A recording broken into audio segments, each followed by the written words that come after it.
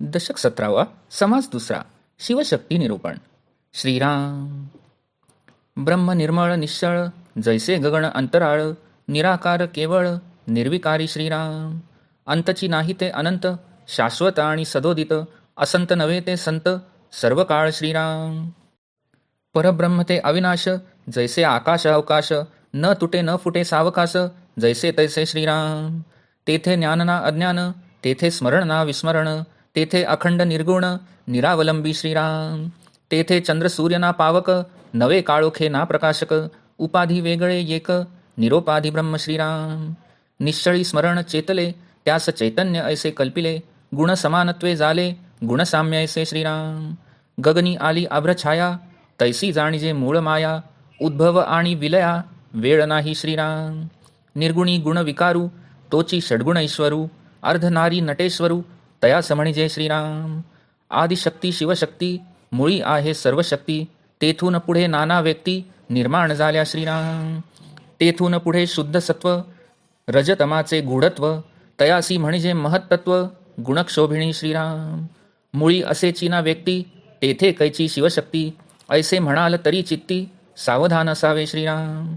ब्रह्मांडावरून पिंड, अथवा पिंडावरून ब्रह्मांड, अधोर्ध पाहता निवाड, कळो येते श्रीराम. बीज फोडून आणिले मना, तेथे फळ तो दिसेना, वाढत वाढत पुढे नाना, फळे येती श्रीराम. फळ फोडिता बीज दिसे, बीज फोडिता फळ नसे, तैसा विचार असे, पिंड ब्रह्मांडी श्रीराम. नर नारी दोन्ही भेद, पिंडी दिसती प्रसिद्ध, मुळी नसता विशद, होतील कैसी श्रीराम. नाना बीजरूप कल्पना, तीत काही एक असेना, सूक्ष्म म्हणून भासेना, एकाएकी श्रीराम. स्थूळाचे मूळ ते वासना, ते वासना आधी दिसेना, स्थूळा वेगळे अनुमानेना, सकळ काही श्रीराम. कल्पनेची सृष्टी केली, ऐसी वेदशास्त्रे बोलिली, दिसेना म्हणून मिथ्या केली, न पाहिजेत की श्रीराम. पडदा एका एका जन्माचा, तेथे विचार कळे कैचा, परंतु गूढत्व हा नेमाचा, ठाव आहे श्रीराम. नाना पुरुषांचे जीव, नाना स्त्रियांचे जीव, एकची परी देह स्वभाव, वेगळ आले श्रीराम. नवरीस नवरी न लगे, ऐसा भेद दिसो लागे, पिंडावरून उमगे, ब्रह्मांड बीज श्रीराम. नवरीचे मन नवऱ्यावरी, नवऱ्याचे मन नवरीवरी, ऐसी वासनेची परी, मुळीहून पहावी श्रीराम. वासना मुळीची अभेद, देह संबंधे झाला भेद, तुटता देहाचा संबंध, भेद गेला श्रीराम. नर नारीचे बीज कारण, शिवशक्तीमध्ये जाण, देहधरिता प्रमाण, कळो आले श्रीराम. नाना प्रीतीच्या वासना, एकाचे एकास कळेना, तीक्ष्ण दृष्टीने अनुमाना, काहीसे येते श्रीराम. बाळकास वाढवी जननी, हेतो नवे पुरुषाचेनी, उपाधी वाढे जयेचेनी, ते हे वनिता श्रीराम. वीट नाही कंटाळा नाही, आलस्य नाही त्रास नाही, इतुकी माया कोठेची नाही, माते वेगळी श्रीराम. नाना उपाधी वाढवू जाणे, नाना मायेने गोवू जाणे, नाना प्रीती लावू जाणे, नाना प्रपंचाची श्रीराम. पुरुषास स्त्रीचा विश्वास, स्त्रीस पुरुषाचा संतोष, परस्परे वासनेस बांधून टाकिले श्रीराम. ईश्वरे मोठे सूत्र केले, मनुष्य मात्र गुंतवून राहिले, लोभाचे गुंडाळे केले, उगवे ना ऐसे श्रीराम. ऐसी परस्परे आवडी, स्त्री पुरुषांची महागोडी, हे मुळीहून चालिली रोकडी, विवेके पहावी श्रीराम. मुळी सूक्ष्म निर्माण झाले, पुढे स्पष्ट दिसो न आले, उत्पत्तीचे कार्य चाले, उभयतान करिता श्रीराम. मुळी शिवशक्ती खरे, पुढे झाली वधूवरे, 84 लक्ष विस्तारे, विस्तारली जे श्रीराम. येथे शिवशक्तीचे रूप केले, श्रोती मनास पाहिजे आणले, विवरल्याविन बोलिले, ते व्यर्थ जाणावे श्रीराम. इति श्रीदासबोधे गुरुशिष्य संवादे शिवशक्ती निरूपण नाम समास दुसरा समाप्त.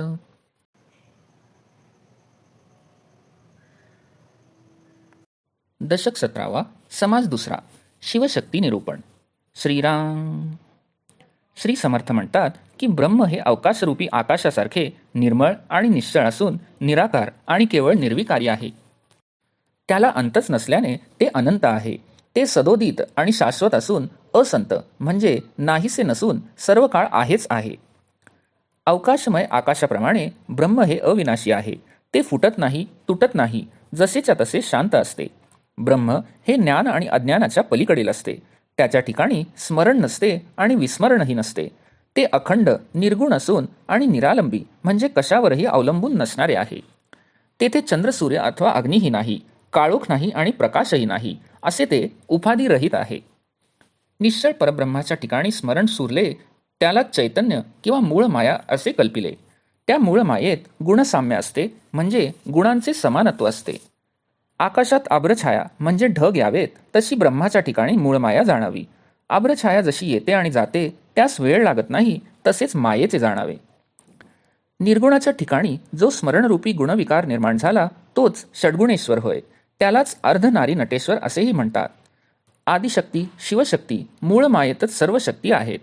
तेथूनच पुढे नाना व्यक्ती निर्माण झाल्या. तेथून पुढे शुद्ध सत्व, रजतमाचे गुप्तपणे अस्तित्व असते. त्यालाच महत्तत्व किंवा गुणक्षोभिणी म्हणतात.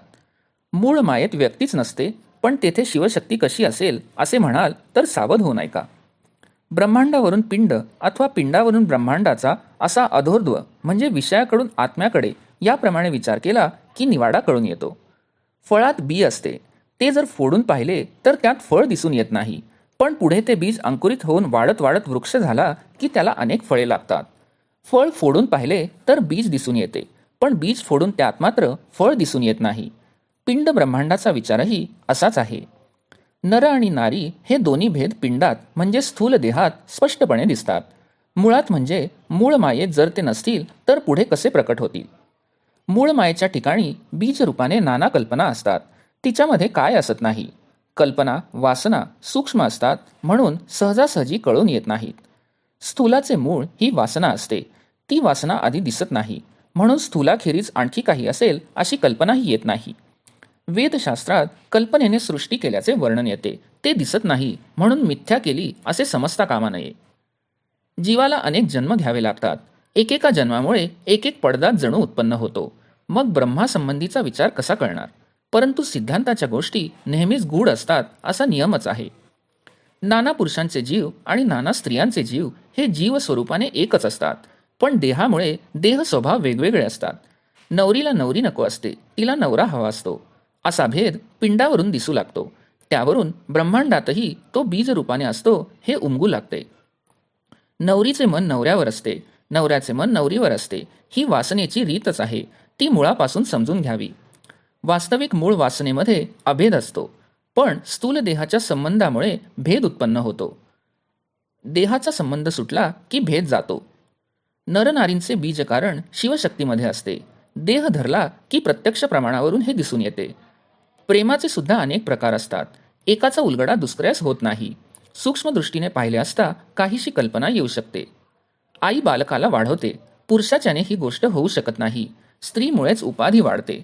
मातेला जराही वीट येत नाही, कंटाळा येत नाही, आळस येत नाही किंवा त्रासही वाटत नाही. मातेशिवाय इतके प्रेम कुठेच दिसून येत नाही. स्त्रीमुळेच नाना उपाधी वाढतात. स्त्री प्रेम करून त्या मायेने पुरुषास गुंतवून ठेवते. नाना प्रकारे प्रेम करून प्रपंचाची गोडी लावते. पुरुषाला स्त्रीचा विश्वास वाटतो, स्त्रीला पुरुषामुळे संतोष वाटतो. याप्रमाणे परस्परांसंबंधी वासनेने त्यांना बांधून टाकलेले असते. ईश्वराने ही युक्ती करून मनुष्य मात्रास गुंतवून टाकले आहे.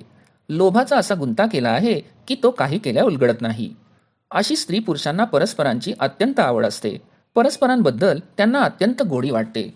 ही गोडी मुळापासूनच चालत आली आहे हे विवेकाने जाणून घ्यावे. अगदी मुळात सूक्ष्म भेद निर्माण होतो आणि पुढे स्थूल देहात तो स्पष्ट दिसून येतो. स्त्री आणि पुरुष या उभयतांचे मुळेच उत्पत्तीचे कार्य चालते. मुळात जी शिवशक्ती असतात तीच खरी होत, तीच पुढे वधूवर होतात. त्यांच्या योगेत 84 लक्ष जीव योनींचा अफाट विस्तार होतो. याप्रमाणे येथे शिवशक्तीचे रूप वर्णन केले आहे. श्रोत्यांनी ते नीट समजून घेऊन त्याचे मनन करावे. नीट विवरण केल्या वाचून बोलले असता ते व्यर्थच होय हे जाणून घ्यावे.